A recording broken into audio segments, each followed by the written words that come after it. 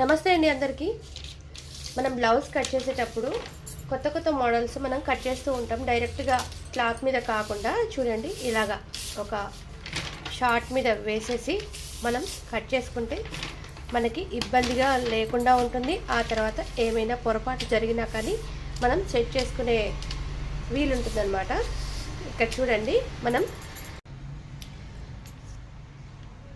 చూడండి, ఇలా మనం మెజర్మెంట్స్ అన్నీ కూడా రాసేసుకోవాలి. రాసేసిన తర్వాత అప్పుడు మనం ఏం చేయాలంటే, మనకు ఎక్కడైనా ఇలా మనం చూసుకుంటే మనకు ఎక్కడైనా తప్పుగా అనిపించింది అనుకోండి మన మెజర్మెంట్స్, అప్పుడు మనం ఏం చేయాలంటే చూసుకోవాలన్నమాట. మనకి ఎక్కడ తప్పు వచ్చింది, పర్ఫెక్ట్గా వచ్చిందా రాలేదా. ఇక్కడ మనం 6 ఇంచెస్ తీసుకున్న దగ్గర 7 ఇంచెస్ ఇట్లాగా మనం హాఫ్ ఇంచ్ తేడా వస్తుందన్నమాట.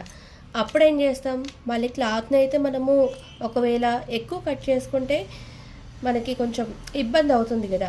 అలాంటప్పుడు ఏం చేయాలి, ఇలా ఒక చార్ట్ పేపర్ మీద కట్ చేసేసుకొని, ఇది వచ్చేసి షోల్డర్ ప్రిన్సెస్ కట్ అండి.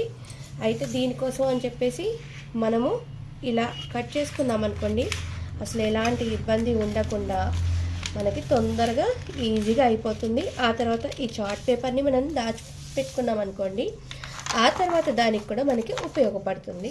పర్ఫెక్ట్గా కొలతలు అనేది తీసుకోవాలి, టూకీగా అస్సలు తీసుకోకూడదు. ఇలాంటి వాటికి ఏ మాత్రం ఉన్నా కానీ బ్లౌజ్ అనేది పాడైపోయే ఛాన్సులు ఉంటాయి.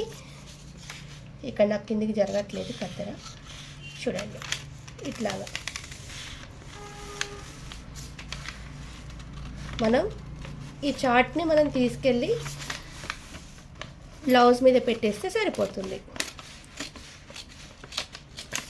ఇక్కడ చూడండి, చూస్తున్నారు కదా, ఇక్కడ హాఫ్ ఇంచ్ నాకు కొంచెం తక్కువ కట్ అయిపోయింది. ఇక్కడ నేను వేసుకుంటున్నాను హాఫ్ ఇంచ్ అని.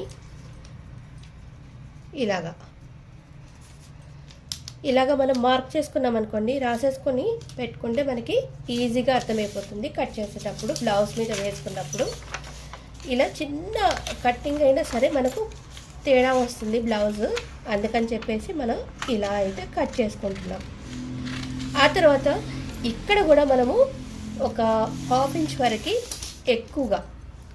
హాఫ్ ఇంచ్ ఎక్కువగా అవసరం లేదు, అలా తీసుకోవాలన్నమాట. ఇంకా బ్యాక్ నెక్ అయితే మీరు ఏ డిజైన్ పెట్టుకుంటే ఆ డిజైన్, అది మీ ఇష్టము. ఇలా అయితే మీరు కట్ చేసుకొని పెట్టుకుంటే సరిపోతుంది. ఇంకా మనం ప్రతిసారి ఏది ఎలా కట్ చేసామో ప్రతిసారి చూసుకోవడం కూడా తప్పిపోతుంది.